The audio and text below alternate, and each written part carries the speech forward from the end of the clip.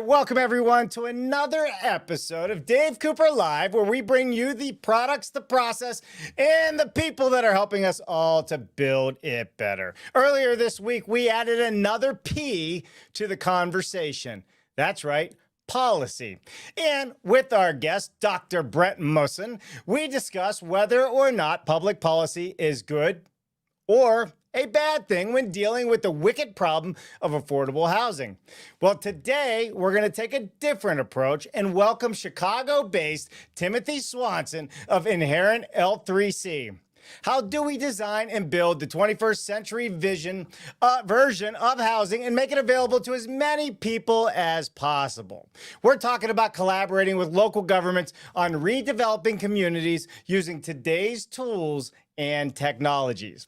Training a community-based workforce, building net zero energy ready homes that come with a 5-year plan. That's right, 5-year plan to care for the people and the homes that are inside of them. Today, we're talking about how we reimagine home ownership in the Rust Belt and beyond, finally solving for equitable ownership of the 21st century American dream. And we love the American dream on this channel for sure. All right. Can't bring you any of these episodes, can't bring you all these informative conversations without our sponsors. So let's give them a quick thank you and make sure you go check them out after the show. Forward Solutions Group is successfully driving companies to succeed where others have failed. Are you looking to start a factory, optimize your existing factory, streamline your production, or take your team to the next level? Whatever your needs are, Forward has a solution for you. Reach out to Ben at forwardsolutionsgroup.com.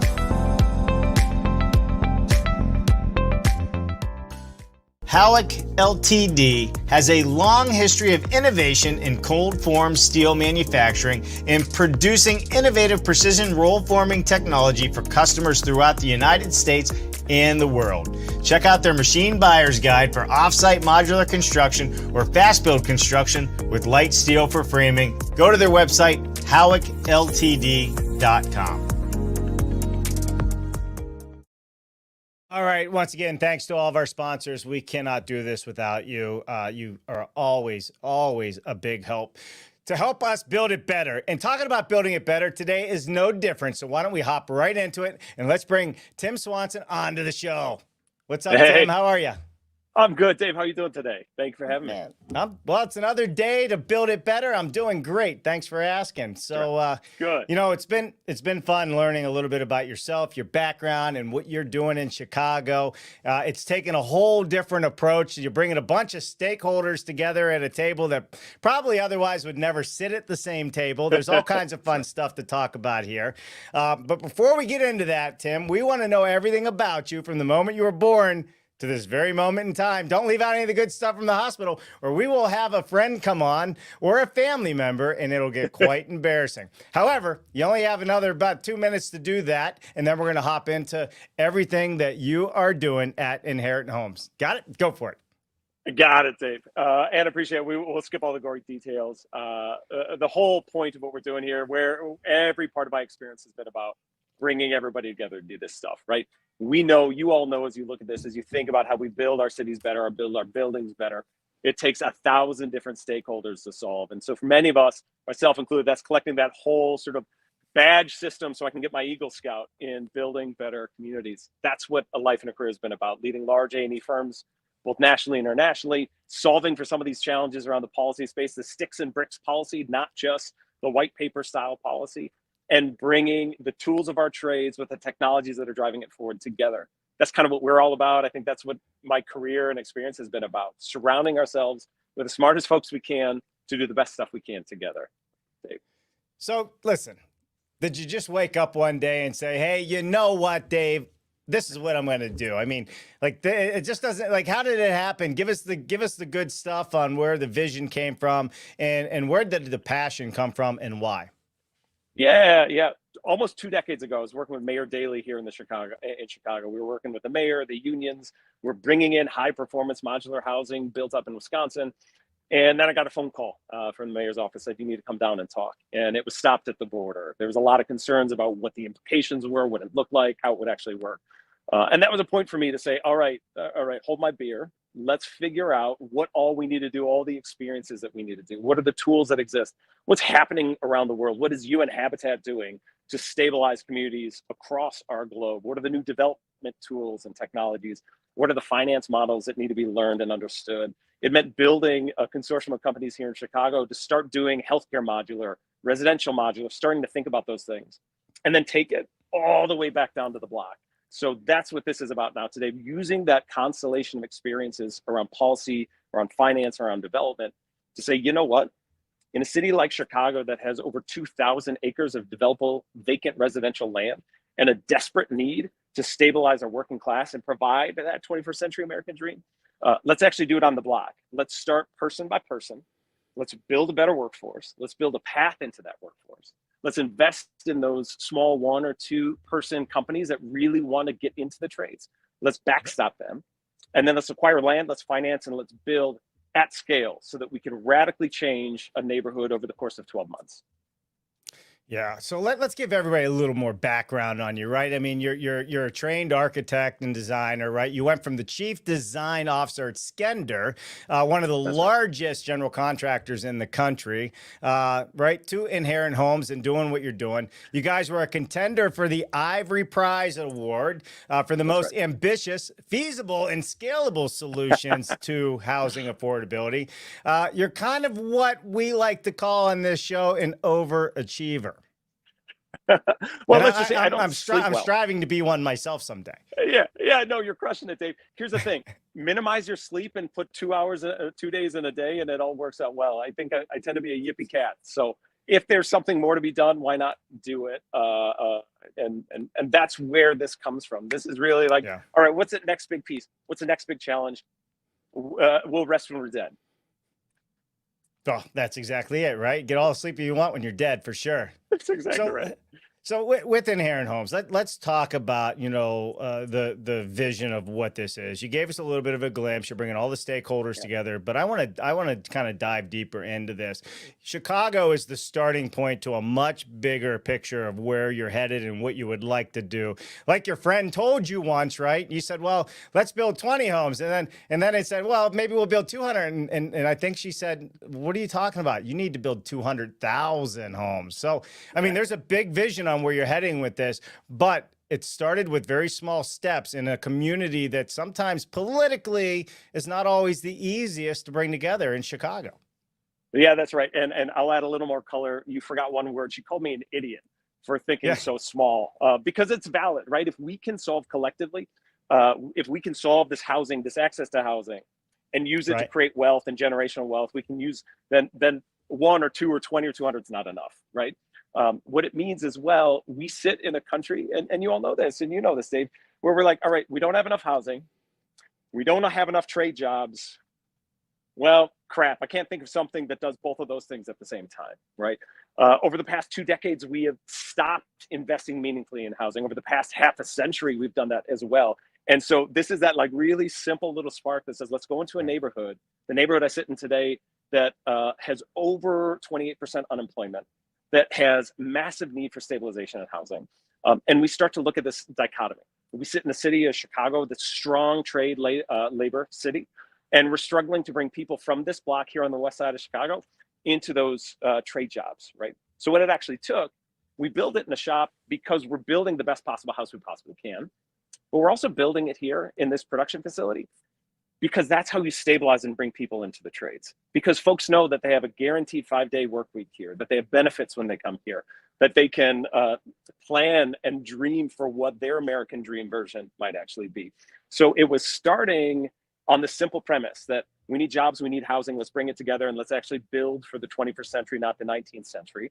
And that's allowed us to bring more and more and more stakeholders to the table. I don't have a single problem in a fundamental belief where everybody wins in this equation and everybody gets credit for what they're doing, because it actually takes all of us working together to solve this equation. So prior to this show, I mean, literally prior, you came in by the skin of your pants from one presentation to this one, and you were literally presenting to the Pratt Institute. That's right. That's right. That's a whole nother conversation on top of this one, right? That's it. That conversation was fundamentally around how do architects and the architectural profession learn and actually be a bigger player in how we built our built environment. Yeah. It was a conversation between New York and Amsterdam, around the world, dialogues around bringing the tools, such as what we're talking about today, to the hands and the pencils of the architect to do more stuff. Let's get into what you got going on right now. Every day is a busy day. You are now a manufacturer, owner, and building product, and you're standing in it. Tell us a little bit about the facility that you're in, you know, the materials that you're using to build, and, you know, what the goals are in that facility. That's right. I'm going to use, and to frame it all, Dave, we have some intentional inefficiency in our factory.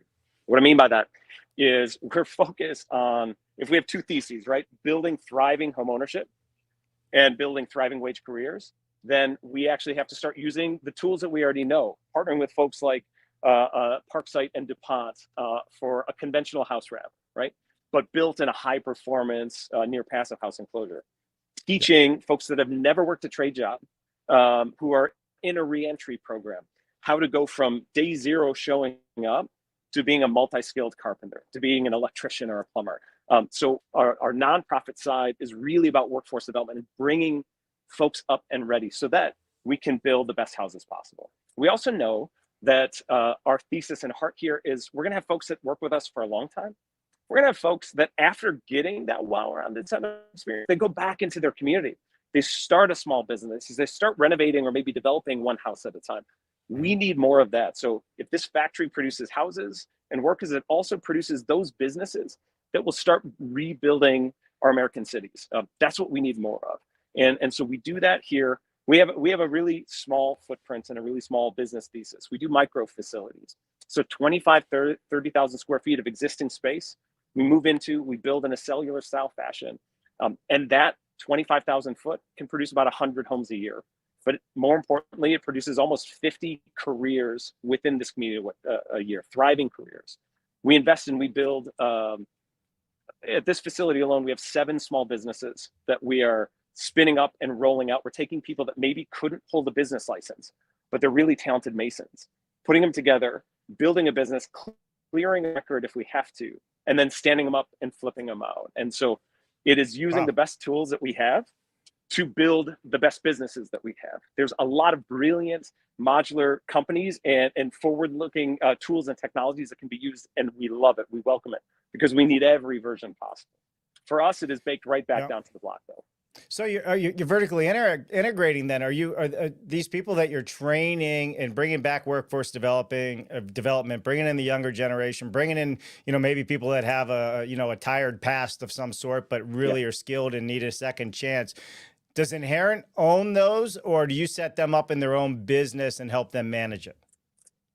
So we start by bringing them under our fold, and as soon as we can stand up and shingle with those businesses, we kick them out. So we no longer own them. They're 100% community owned, minority or women or veteran owned businesses. And then we hire them right back in. But our heart there is to take those two brickies, those two masons who put the facades on our house. Our heart is that they grow too big so that they have a small division that supports us, but now they're getting the bigger contracts. They're doing the bigger work. That's why that vertical integration is so important. I think I learned, and you touched on this, our experience in Skender when we were really focused on a automobile style manufacturing solution was to have every member of that workforce be our employees. I think what I'm finding here is as long as I can control those and I have the relationships with the businesses, they don't all have to be under our shingle. And more importantly, from a political perspective, from a community investment perspective, it's actually way more valuable that we're standing up third-party businesses, that we're backstopping and back officing those businesses to see more of that value show up in a community. How are you getting the workforce? How are you bringing them in? You know, talk to us a little bit about, you know, where do you go to actually let people know, hey, there's opportunity here for you? Yeah, so we've got some amazing workforce development partners here, reentry partners. Cara Collective is an amazing organization that really gets people onto that next chapter and through the last chapter of their life into something more meaningful. An organization called Revolution Workshop does the same thing here on the west side of Chicago and now on the south side. And then CWIT, Chicago Women in the Trades. They graduate over 300 brilliant and talented tradeswomen and get them into roles and careers. What we found through that, though, is that those trade training programs, those 10 or 12 week, kind of get you to construction 101. They get you on safety and support. You start to touch and feel certain things. But inheritance, which is our 501c3, takes it to that next step. It's that paid internship that says, you have never built a house before or done anything. You have a hammer on your hip, but over the next 4 weeks, you're going to complete a near passive house and you're going to see it roll out the door and sit in the community. So it's both giving that space for that path and also seeing and reaping the rewards for ourselves and for the families we put into these houses, that you can actually see why you should stick around in a trade. Yeah, for sure. You know, it's interesting, right? So who else is calling you when I hear about this? And we're going to get into the passive house and net zero ready stuff and why that is.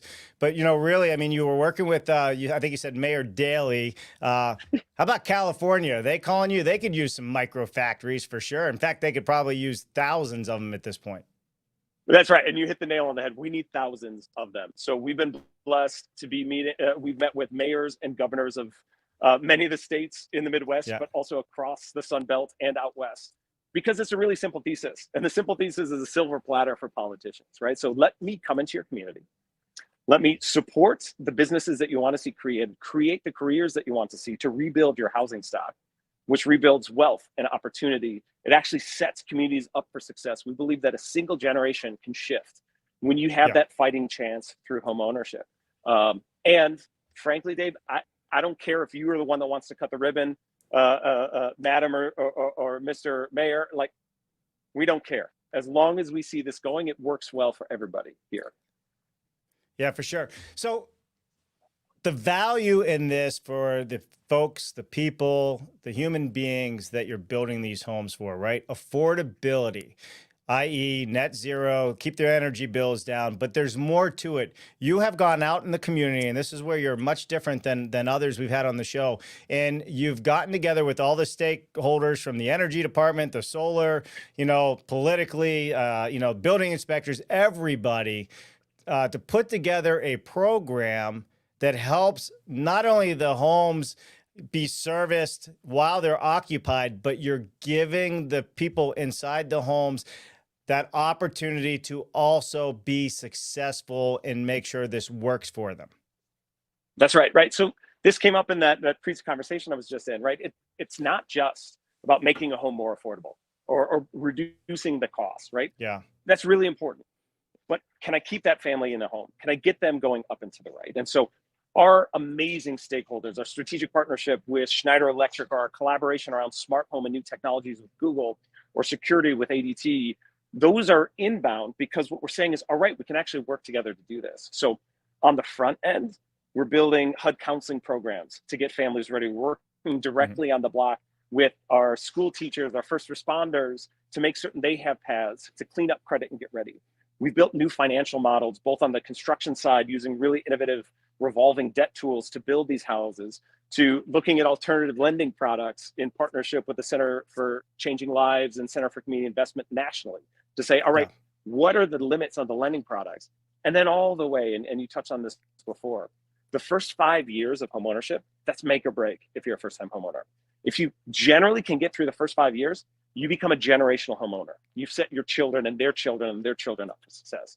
If you stumble in that first 5 years, it takes an entire another generation before you can get back up on your feet. And so that's, as you alluded to, we build really beautiful houses. We give the dignity of choice through a variety of options. And then once the family gets the keys, it's not just a good luck, figure it out, but we're here with you.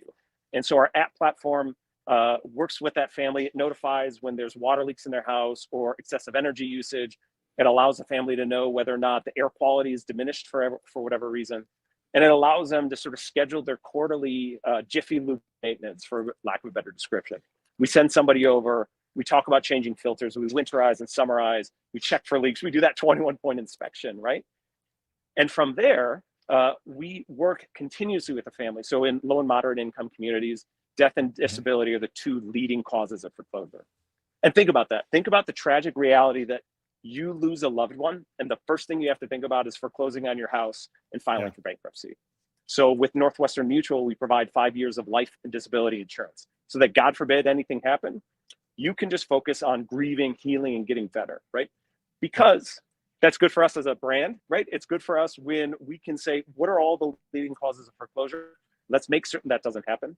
It's way more important for that family that's worked their tail off to get the opportunity to own a home. We want all that hard work that a family's done to actually count and mean something, not just and I say this to my kids all the time, you get what you get and you don't throw a fit. That's the reality of affordable and attainable home ownership. And that's why we believe that there's got to be a better version. It's funny. We have that same exact saying in our house. If Jennifer was listening right now, she would, I'm sure she's smiling ear to ear going, told you I'm not the only one that says that. I love it. But it's so true. So, all right. I'm blown away by this. So I'm going to repeat a couple things because I think it's super, super important. One is you have the ability to understand what's going on with their appliances, their furnaces in their home. And be able to tell them, hey, listen, you got a water leak, or you're using more gas this month, or there's something going on. Here's some suggested things to look at if they opt into that. And I know that's, an opportunity there for. And you're providing them not only with the standard homeowner warranty that you have to provide per the state, you're also giving them insurance should somebody get hurt, sick, ill, whatever the case it is, right? I mean, hey, let's face it, a lot of homeowners getting in a home. I mean, you end up with a lot of blue collar, construction workers, just in the beginning stages of their career, there's high probability of people possibly getting hurt. So you're really not only just setting them up with an awesome structure and an awesome house, you're kind of future-proofing them for 5 years while they're in it and helping them understand how to maintain it, because you and I talk about this every day. But the folks next door, they don't know they got to change their filter every 3 months. They move in and, all of a sudden their furnace stops working. They have to put another 15 grand into their house, and now they know. That's right. That's right. Yeah, and that's it, right? So if you're a first-time homeowner, how would you know that, right? Maybe you got an uncle or an aunt or a niece or a nephew who's done these sorts of things, but what does it actually look like, right? And when we talk with our bank partners and we try to bring new lending tools, it is can the homeowner maintain the home? Is the neighborhood safe and secure? What happens if they lose a job? All these are really bad excuses. But for us, it's like, all right, we hedged. What else do you got for us? And think about the old school savings and loans model, right? It actually costs us more to kick somebody out of a house when they're foreclosed than help them get back up on their feet. And so what we see as something that's maybe atypical in the market is actually not that complicated when you disintermediate a whole market, when you bring all those pieces together, Yeah, for sure. All right, so let's talk about a little bit deeper, because you are in the Rust Belt. Pennsylvania, Pittsburgh was in the Rust Belt as well. That's right. Tell us how you're working with the city. They're not using third-party inspectors the way a lot of the other states do within the city environment. We were talking about that, but you also have spent the time to get together a program and work with them so you can move your production line as fast as possible and get the homes built. Why don't you tell us how this is working? Yeah. So we'll sort of drill it even further deep, right? It's this offer back to the city that they eventually took up from us over the past few years, which is, look, we're going to unlock that land. So we need to actually have relationships. Dave, I touched on this before. When we control just about 250, 300 single family lots here in the city of Chicago. You asked me, how do I control that? I said, well, we own 30 of them, and the rest of them, the city and the county land arbitrage for us. That land arbitrage is an important thing because I'm not paying taxes until I can put a family on it. So get that piece. The city of Chicago has realized, and just 2018 was the first time the building code had been updated in 70 years. Y'all, we had this issue with a cow and a lantern and a burning down of Chicago in the 1800s. So we're very sensitive to these subjects. But this allows a tool, both ourselves here and the amazing organization Connects, just not that far from here, to say, all right, city, let's show you better examples of how we can build. Let's test new assemblies and new materials. And we do team inspections, right? So we have the same 4 folks that come to the shop, because as you alluded to, we don't do third party in Chicago. We're too proud for that. So we have the same 4 people that inspect here in the shop for the first inspection and then do the C of O inspection on site. And those have been getting faster. Those have been getting better because they can have real-time input in what we're doing and help guide and shape that. That has been a powerful tool for us with the city. Yeah, I would imagine it is a powerful tool, and I think adding that technology to make their job simpler as well. I mean, the biggest problem is we don't have enough people in the workforce, and there's not enough inspectors out there either. A lot of these inspectors are covering multiple territories, counties, districts, whatever the Exactly. case is, and that makes it hard. So, all right, so I hear win, win, win, win, win all across the board on everything you're doing here, which is great. Let's discuss, what the 21st century version of the American Dream home looks like. I'm going to pull up your website. Why don't you Yeah. tell us when I do that? I'll go to also the what do they call it? The floor plans here, and we Yeah. can show everybody what it is you're building. That's right. So for us, it is taking, and we're fortunate here in Chicago and many American cities, we have standardized single family typologies. We were originally starting with multi-unit owner occupied rental, but we've been working to recraft the finance models for it. So we standardize on a prototypical plan. Our first housing typology is a 3-bed, 2-bath, 2-story single family home.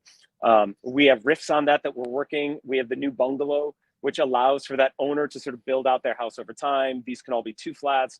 And we also know, I know that sort of aesthetics is skin deep. And Yeah. so all those standard assemblies, the rules and code, the requirements on how this have to be built, we don't need to rethink that. We really don't. So let's standardize those pieces and then allow for the fit and the finish and the functionality. It allows for some of that dignity in the community. And frankly, between you and I, it has simplified the process with City Hall because they know that there's a whole range, 16 different versions of a house, aesthetically different, stylistically different, but also I get some efficiencies on that. That's the balance that we do. And so our homes are the biggest chunks of house we can put on the road. These are just under 16 feet wide. They're about 15 and a half feet wide. Mm-hmm. And as well as I do, the reason they're 15 and a half feet wide is because tape measures at state troopers get shorter as we get to the end of the month. So we want to make certain that we're always under 16 feet. They range between 45 and 55 feet long, depending on the typology. First floors are all ADA accessible, ADA visible. We want to make certain that multiple generations, multi-typology households could live within them. So really clean, really lean, really efficient floor plan. Second floor, we also found through our community stakeholder meetings and even meeting with our politicians that multi-typology, multi-generational households means multiple living spaces. And so we brought that up to the second floor. And that's been wildly successful in our homeownership readiness programs. The second floor has a second living space. It has the types of spaces, the fit and finish that families want and need in a home. And because they are, and I alluded before, they're near passive house because we don't have the time or energy to take it all the way to the last thing.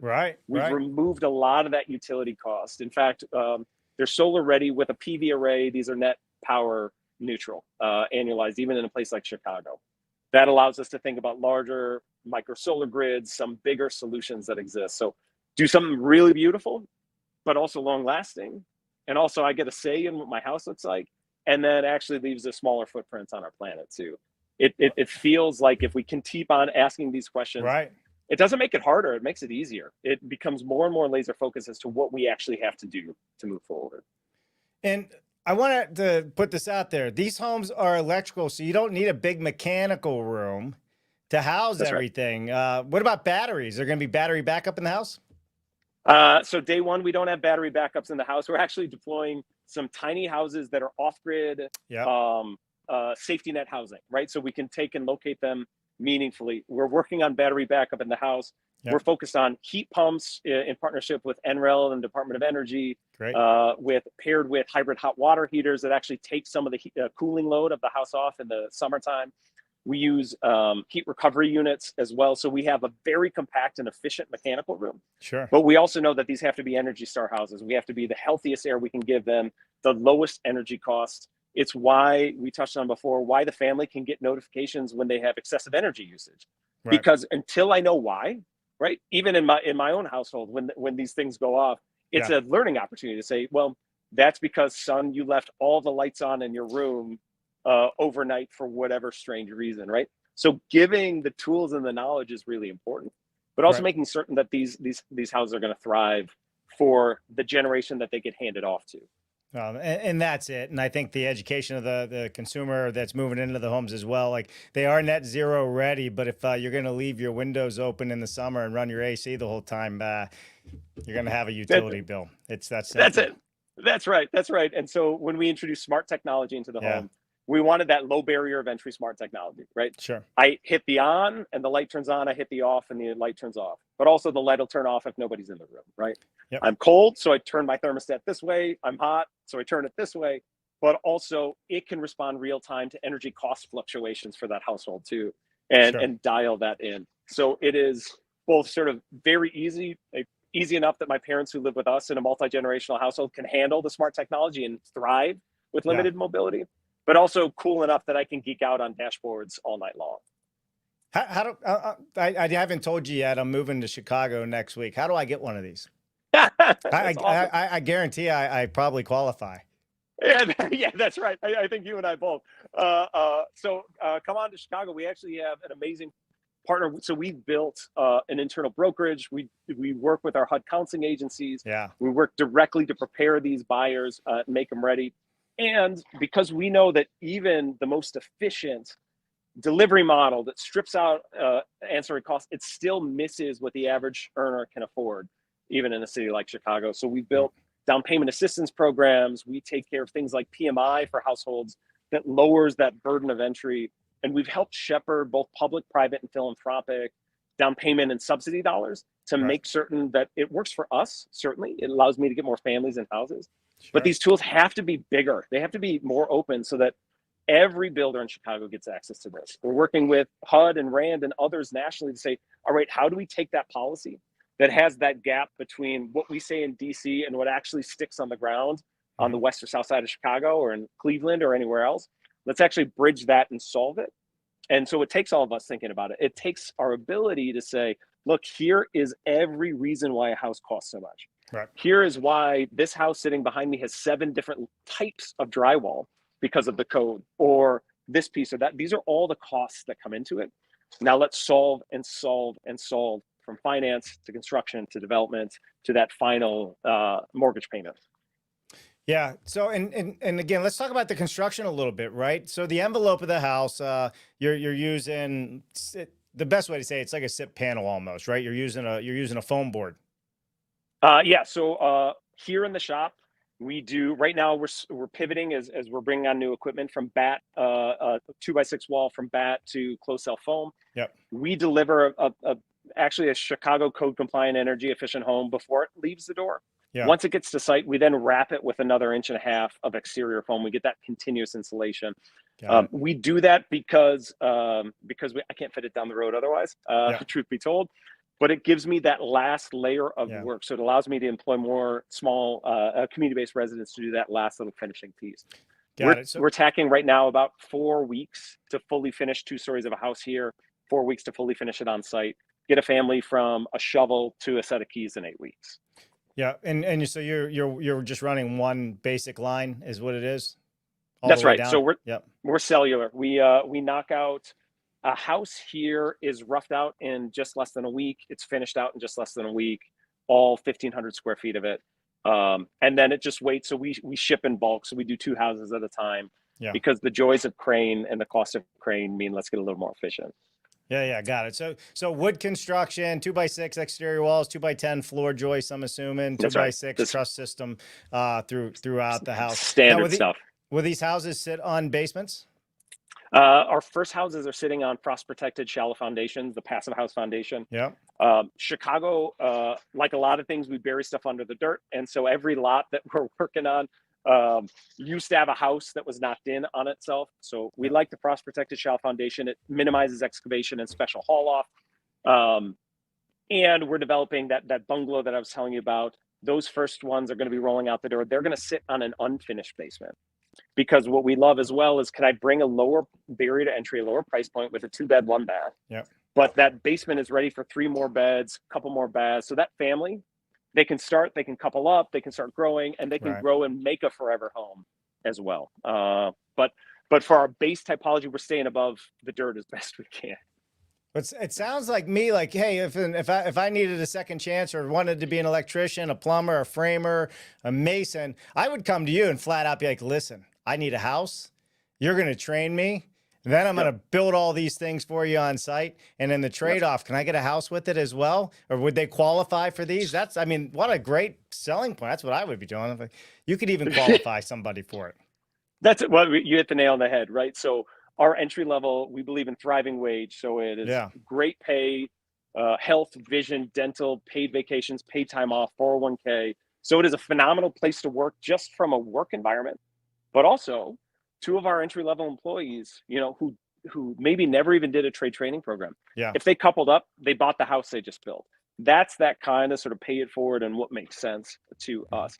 And that's why we have just about just over 20 full-time employees and another dozen that we've formed in small businesses that we are building up and backstopping them.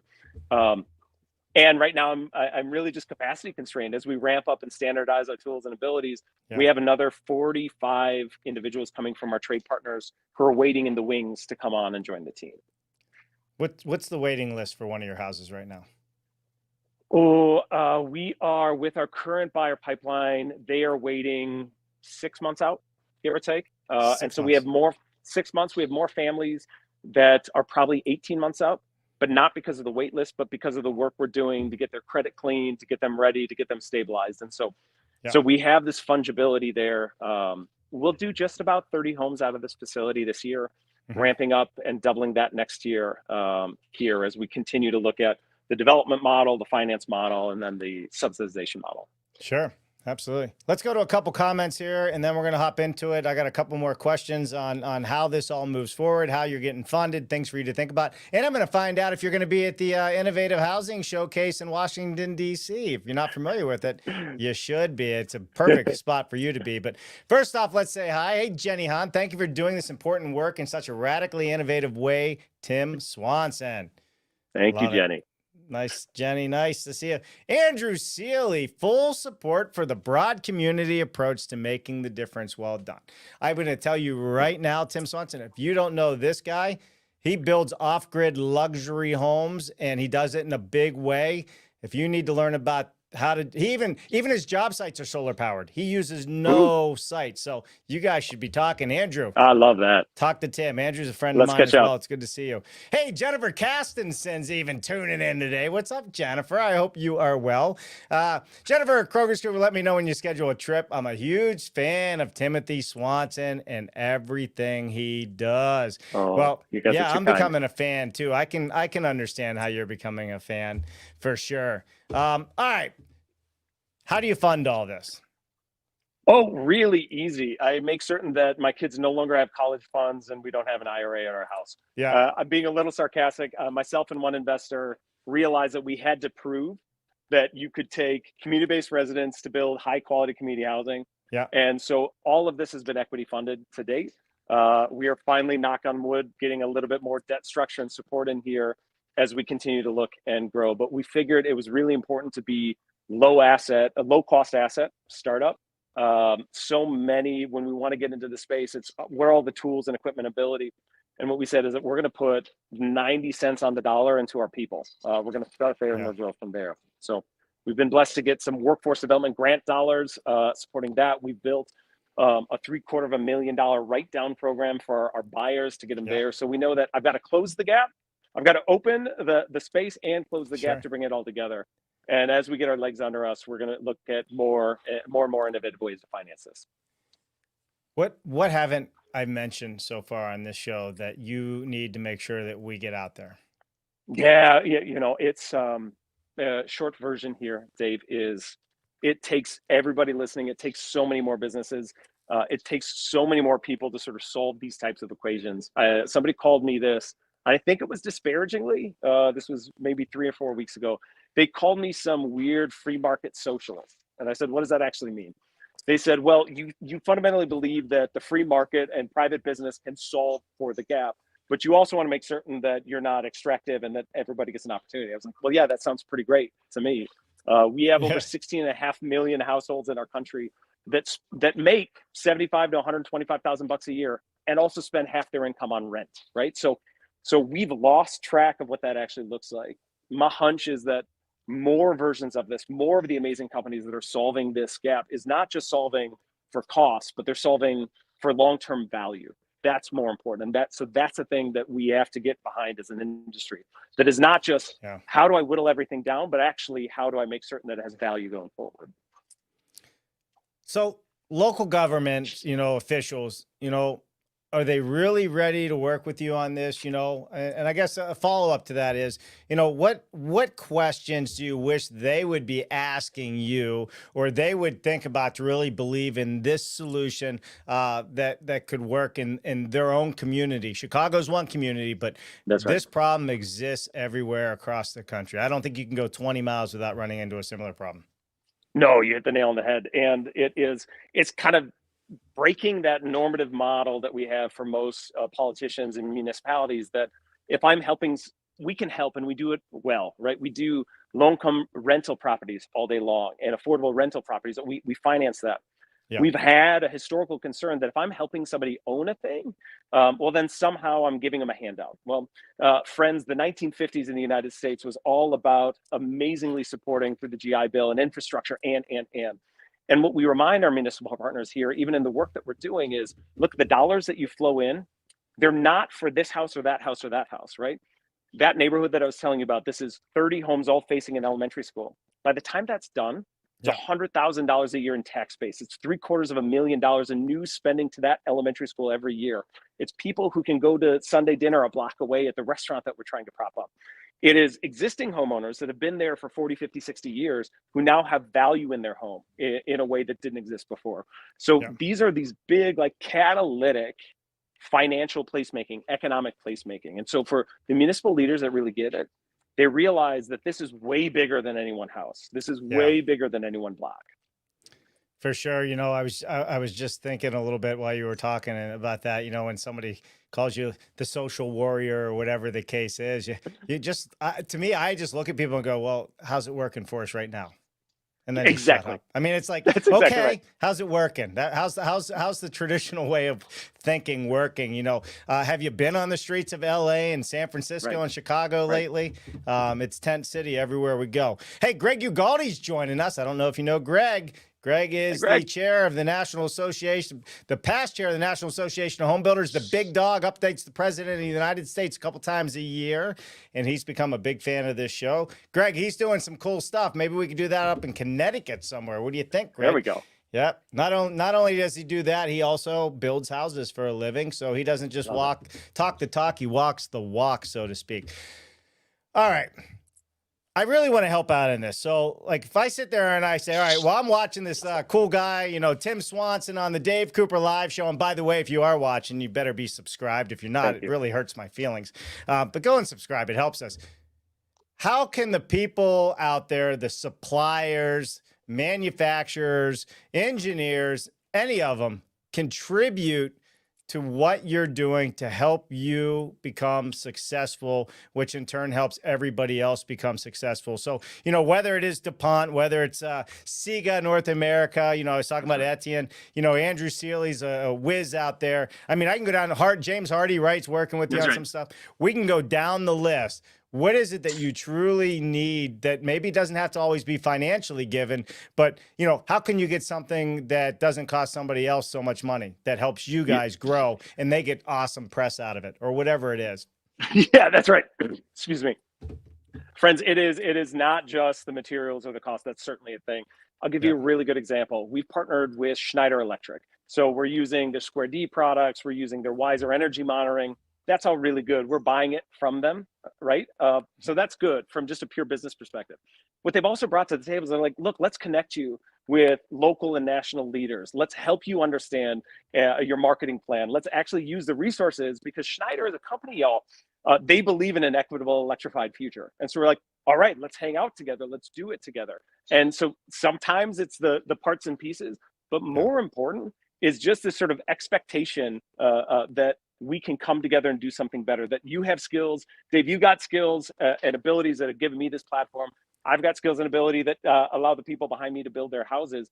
The more that we can do this, the better. We all win, man. The rising tide lifts all boats. And whether you're from the north, the south, the east, or the west, whichever way you vote, whichever way you represent yourself, we all believe, I think, that you put in a hard day's work, you should have a restful night. And so whatever it takes, whatever skills you have to solve that, please share with us. Whatever knowledge you have, whatever connect, and support the folks in your communities that are doing the same stuff. Those folks that are on the ground with trade training programs, the folks that are on the ground starting new modular businesses or prefab businesses or new materials. Let's bring those things to the forefront and normalize them, right? Let's get new tools into our tool belts and normalize that writ large as an industry. I love this. You know, we got a European tour coming up. We're going to be in Europe, July and August. And one of the things that we'll be doing, and this is for everybody out there listening as well, is we are going to be doing some exchange programs with students from Europe, you know, to companies here, and we get to help pick the companies that we want to bring those students into. This could be a really great learning opportunity because the trades in Europe have a whole different skill set and their training is much different than what we offer here. It could be a really, really cool thing. And again, it broadens the conversation. So maybe we should talk about that as well. That'd be great. Tim, Love it, I appreciate you being on today, man. This is awesome. Thank you for having me. Thank you for a heck of a good conversation, and just grateful to get more people involved in building back our neighborhoods in our country. Yeah, definitely. It definitely is. And we need to do it better. And again, this show is all about people that are trying to build it better, do the right thing, make houses affordable, sustainable, and healthy. That's right. Healthy is a big word in all of this as well. And I am so glad that you're on that journey and you got some successes behind you. I can't wait to watch you come here to Pittsburgh one of these days, son. I can't wait to hang out with you in person. I appreciate that, Dave. Oh, that could be trouble. All right. Hey, listen, everybody. So join us this Friday, 1 o'clock. We will be live with my good friend, Mark Barenaked Willie. That's right. Talking about BS. Not the kind of BS you're thinking about. Building science every Friday. We have been doing it for years now. We have never missed a Friday. Maybe I need a vacation. But never missed a Friday. We're having a great time. Hey, listen, Tim, we look forward to coming to Chicago and showcasing your factory. You know, as one of the comments said, maybe we'll bring Jennifer Castenson with us. We can go live on location there, showcase what you're doing. Heck, we'll get the mayor. We'll get everybody else involved. Why not? There we go. Let's just Why not? Fun. Let's just have fun with it. They got nothing better to do. They need to be on the Dave Cooper Live show, right? Hey, that's right. Before we go, one last thing. How can I connect with Tim to bring his model into my community? Ooh. Well, Thomas, first of all, subscribe to the YouTube channel, which I think you already are. Secondly, just send us a message or put Tim, you can just go right into the comments there and write him a personal message yourself, and there you go. Connect. There we go. I'll catch up with you soon, Thomas. I appreciate it. This is what it's all about. Great to see you, Andrew. Great show. Keep up the important work in here in LC3. All right, listen, everybody else that's out there, have an awesome day. Remember, it's Wednesday. That's 2.5 more days to build it better before you take a break. So let's keep going. Let's have fun with this. Tim, you don't go anywhere. I'll come back to you after our outro. And here's some more of our sponsors. Please go and thank them for helping us bring all of these informative conversations to you. Bye now. What an amazing show. Thank you to all of our sponsors for helping us to continue to bring all of these innovative conversations to all of you out there. Please visit them, see what they have to offer you, and as always, subscribe to the YouTube channel and ring that bell. It would mean the world to us. I'm Dave Cooper. Thanks for watching.